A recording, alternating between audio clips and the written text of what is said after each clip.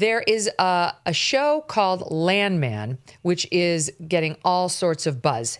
And it's like a non-woke show where they're kind of taking on issues of the day from a non-woke perspective, which is great because you don't see this very often.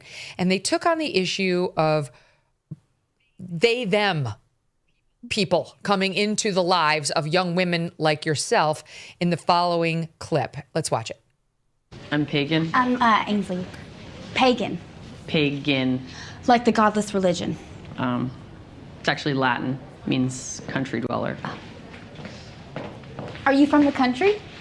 I am from Minneapolis. So what are your pronouns? My pronouns? Well, I would hope that's pretty clear. Yeah, I don't make assumptions. You could identify as a sunflower. You know, I've been told I look like one. I use they, them. You know, I've always been curious. Why they, them? Because there's just one of you, and those are plural pronouns. Just never really understood the hoopla of pronouns. My name's Ainsley, and I just can't really come up with a reason why you would address me in third person in a conversation that I'm a part of. I like Ainsley. This is a Taylor Sheridan production who did Yellowstone, so he's great.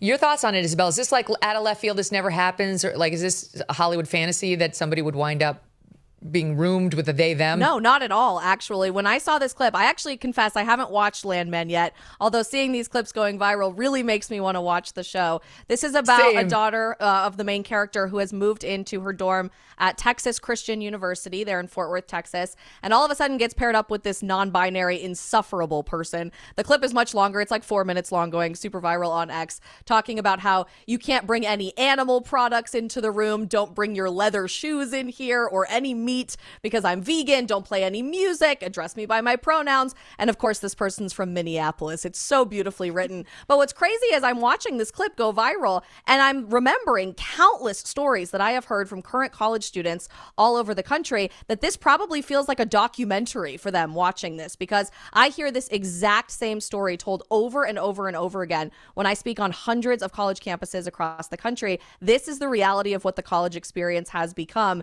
because of the woke radical left. But I love that this character's response is just, yeah, I don't have time for all of that hoopla. And I think what you're watching now with Gen Z is moving on and saying, enough, we're not doing this anymore.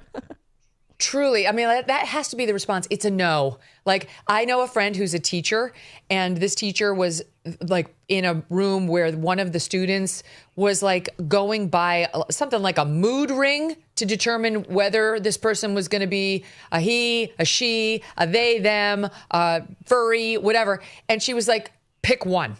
You get one. That's it. That's the only way through this nonsense. Like, I'm not doing they, them. You pick one. And frankly, the only one I'm really going to go with is what the obvious biological pronoun is.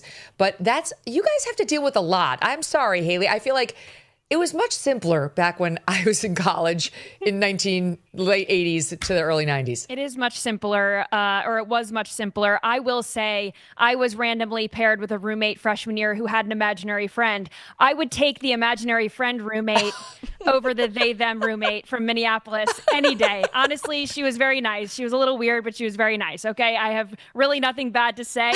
So I would pick imaginary friend girl over this pagan they-them from Landman. But I will say I haven't watched this show much either. I tried watching the first season, and actually the Ainsley character kind of irked me in a way that gave me a visceral reaction, because she walks around in her underwear in front of her dad and her dad's colleagues and friends. She and the mom are very, can I say the word slutty? They're a little slutty. They talk to their, I mean, that outfit she was wearing in that scene was a little much. She talks to her dad about sex and things like that. It made me very uncomfortable, honestly, to watch. So that was where I cut my Landman short.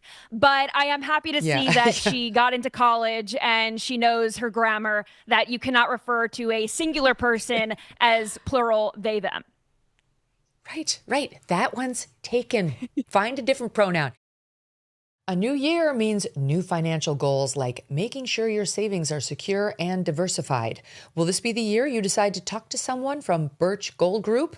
They use an educational approach with a deep understanding of macroeconomics. There are forces pushing the dollar lower right now and gold higher, which is why they believe every American should own physical gold. So until January 30th, if you are a first-time gold buyer, Birch Gold is offering a rebate of up to $10,000 on qualifying purchases. To claim eligibility and start the process, just text MK to 989898. Birch Gold can help you roll an existing IRA or 401k into an IRA in gold, and you are still eligible for a rebate of up to $10,000.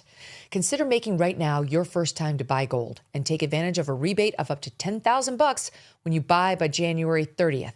Text MK to the number 989898 and claim your eligibility today. Again, just text MK to the number 989898 to check it out.